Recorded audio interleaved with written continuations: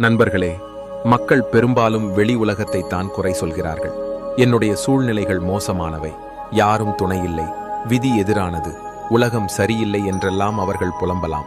ஆனால் மிகப்பெரிய உண்மை என்னவென்றால், நமது போராட்டம் வெளியில் இல்லை, அது நம் உள்ளுக்குள் தான் இருக்கிறது என்பதே ஆகும். நம் உள்ளத்தின் நிலைமை மாறாதவரை வெளியே காணப்படும் சூழ்நிலைகளுக்கும் மாற்றம் வராது. சற்று சிந்தித்துப் பாருங்கள். ஒரே சூழ்நிலையில் சிக்கி ஒருவர் உடைந்து போக மற்றவர் மேலும் பலம் பெறுவது ஏன்? வித்தியாசம் சூழ்நிலைகளில் இருக்கவில்லை, மாறாக அந்த சூழ்நிலைகளை நோக்கும் மனதின் நிலையான தன்மையில்தான் இருந்தது. புயலில் வேரூன்றி நிற்கும் மரம் நிலைத்து நிற்பது போல மனம் உறுதியாக இருந்தால் எவ்வளவு பெரிய பிரச்சனைகளிலும் நம்மை உடைக்க முடியாது. ஆனால் மனம் எப்போதும் கோபம், பயம், பதட்டம் ஆகியவற்றால் அலைக்கழிக்கப்பட்டால் வெளியேயுள்ள சந்தோஷங்கள் எதுவும் நம்மிடம் வந்து சேராது. அமைதியை தேடி நாம் தொடர்ந்து ஓடிக்கொண்டிருக்கிறோம், விரைந்து போய்கொண்டிருக்கிறோம். ஆனால் உண்மை இதுதான், உண்மையான இன்பம் வெளியில் இல்லை. நம் உள்ளே உள்ள சலசலப்புகள் அடங்கும் போது மட்டுமே அது அனுபவத்திற்குரியதாகிறது. மனது அமைதியாகும்போது உலகின் மிகப்பெரிய செல்வமான சந்தோஷத்தின் அலைகள் தானாகவே நம் வாசலில் வந்து சேரும். மனம் என்ற வார்த்தை சிறியதாக இருந்தாலும் அதன் தாக்கம் நம் வாழ்க்கை முழுவதும் பரவி கிடக்கிறது.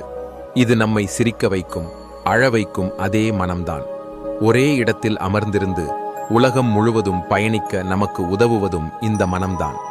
இந்த மனம் அமைதியானால் உள்ளுக்குள் சாந்தியின் ஒரு கடலே அலைமோதத் தொடங்கும்.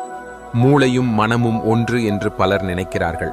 ஆனால் உண்மையில் அவை இரண்டும் வெவ்வேறு உலகங்கள். மூளை சிந்திக்கிறது, தர்க்க ரீதியாக மதிப்பிடுகிறது மற்றும் பகுப்பாய்வு செய்கிறது. அதே சமயம் மனம் அனுபவிக்கிறது, பயப்படுகிறது, எதிர்பார்க்கிறது மற்றும் பல நேரங்களில் காரணமின்றி அலைந்து திரிகிறது.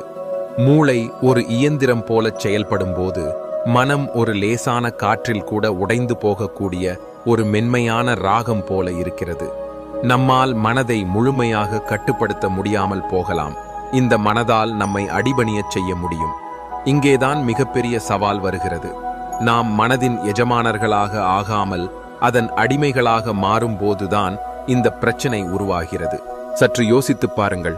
நீங்கள் செய்ய விரும்பாத காரியங்களை மனம் உங்களை செய்ய வைத்திருக்கிறதா? சொந்த சிந்தனைகள் உங்களை எப்போதாவது வருத்தி இருக்கிறதா? நான் ஏன் இப்படி சிந்திக்கிறேன், ஏன் இப்படி உணர்கிறேன் என்று உங்களிடமே கேட்டிருக்கிறீர்களா? அப்படியானால் என் நம்பிக்கை கொடுத்திருந்தா லைக், கமெண்ட், ஷேர் பண்ணுங்க. முழு வீடியோ பார்க்க தமிழ் ரியாலிட்டி டாக்ஸ் சேனலை சப்ஸ்கிரைப் பண்ணிடுங்க.